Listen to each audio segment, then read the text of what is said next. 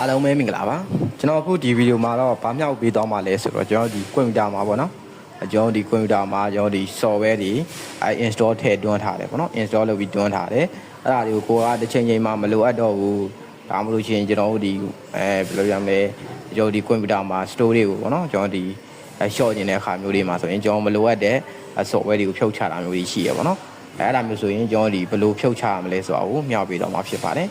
ဟိုကျွန်တော်ဒီအခုကျွန်တော်ပြမှာတော့ကျွန်တော်ဒီ Windows 7မှာပြမှာပေါ့နော်တကယ်ကတော့ Windows 7ပဲဖြစ်စေ Windows 10ပဲဖြစ်စေ Windows 11ပဲဖြစ်စေနောက်ဆုံးလောက်ရတဲ့ပုံစံကတော့အတူတူပဲပေါ့နော်ပထမဆုံးအဆင့်လေးဝင်ရတာလေးပဲနည်းနည်း꿰သွားမယ်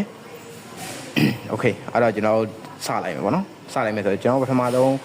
ဘယ်လိုသွားမလဲဆိုတော့ကျွန်တော်ဒီ keyboard ကတိုင်း Windows button လေးကိုတစ်ချက်နှိပ်လိုက်ပါနှိပ်ပြီးပြီဆိုရင်ကျွန်တော်ဒီမှာ strapper လေးရှိရပါတော့ကျွန်တော်ဒီအခု Windows 7မှာတော့ strapper ဒီလိုနေရာမှာရှိတယ်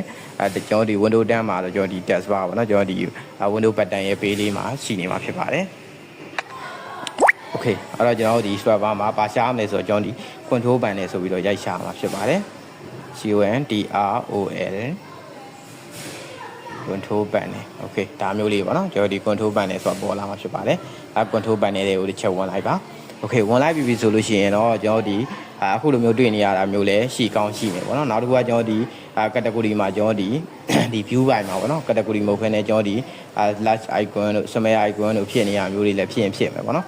ဖြစ်နေအဓိကကတော့ကျွန်တော်ဒီဘယ်ဟာကိုပဲဖြစ်နေပါကျွန်တော်ဒီဝင်ရမှာတော့ program and future ဆိုတဲ့ဒီကောင်လေးပေါ့နော်အဲ့ကောင်လေးတွေဝင်ရမှာဖြစ်ပါတယ်โอเคကျွန်တော်အစတော့အတိုင်းပဲ category ပဲပြန်ထားလိုက်မယ်ပေါ့နော်โอเคအဲ့ဒါဆိုရင်တော့ကျွန်တော်ဒီ program ရဲ့အောက်မှာကျွန်တော်ဒီဘယ်လိုရှိလဲဆိုတော့ကျွန်တော်ဒီမှာuninstall a program ဆိုတာရှိပါတယ်အဲ့ကောင်လေးကိုတစ်ချက်နှိပ်လိုက်ပါโอเคနှိပ်ပြီးဝင်လိုက်မယ်ဆိုတော့ကိုကွန်ပျူတာလေးမှာထည့်သွင်းထားတဲ့ကျွန်တော်ဒီ software တွေကိုတွေ့ရမယ်ပေါ့နော်အဲ့ဒီအတိုင်းမှာကိုဖြုတ်ချခြင်းတဲ့ software ကိုလိုက်ရှာပြီးတော့ကျွန်တော်ဒီ software ပေါ်မှာ regularly တစ်ချက်နှိပ် regularly နှိပ်ပြီးတော့ကျွန်တော်ဒီမှာ uninstall ဒီမှာ change ပဲပါတယ်ပေါ့နော်ဒါပေမဲ့ကိုကဖြုတ်ချမှာဖြစ်တဲ့အတွက် uninstall ပဲနှိပ်လိုက်โอเคအဲ့ right click မနှိပ်ချင်မယ်နဲ့ကျွန်တော်ဒီအပေါ်မှာလည်း uninstall ဆိုတာရှိရပါတော့အဲ့ပေါ်မှာလည်းတစ်ချက်နှိပ်ပြီးတော့ဖြုတ်ချလိုက်လို့ရပါတယ်โอเคအဲ့တော့ကျွန်တော်ကတော့ကျွန်တော်ဒီမှာတစ်ခုလောက်ကိုဖြုတ်ချမယ်ပေါ့နော်ကျွန်တော်ဘာဖြုတ်ချမလဲဆိုတော့ကျွန်တော်ဒီOpera stable 48.0.2.685.32ဆိုတဲ့ဟာလေးပါကျွန်တော်ဒီ browser software တစ်ခုပေါ့နော်အဲ့ကောင်လေးကိုဖြုတ်ချလိုက်ပါမယ်โอเค uninstall လုပ်လိုက်မယ်ပေါ့နော်โอเค delete my operationโอเคuninstall ဆိုပြီးတော့လုပ်လိုက်ပါမယ်โอเคပါအပြီးရင်ကျွန်တော်ဒီလွတ်တဲ့နေရာမှာ right click လေးတစ်ချက်နှိပ်ပြီးတော့ refresh လုပ်ကြည့်လိုက်မယ်ပေါ့နော်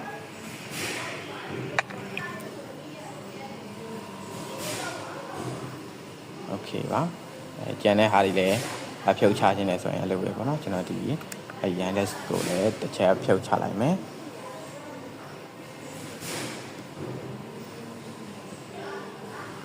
โอเคဒါပါပဲဒီကဘယ် software ပဲဖြုတ်ခြင်းကျွန်တော်ဒီ control ဘန်နေတဲ့အတိုင်းဒီတိုင်းဝင်ပြီးတော့ဖြုတ်လို့ရပါတယ်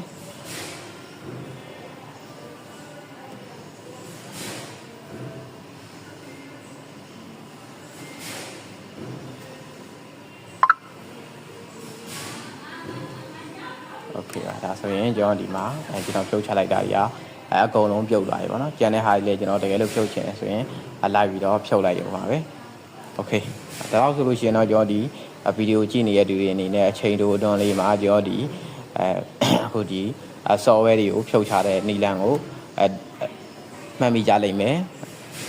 လိုက်လို့ရမယ်ဆိုလို့ရှိရင်လည်းလွယ်ကူကြလိမ့်မယ်လို့ညွှန်လင့်မိပါတယ်အားလုံးပဲအဆင်ပြေကြပါစေ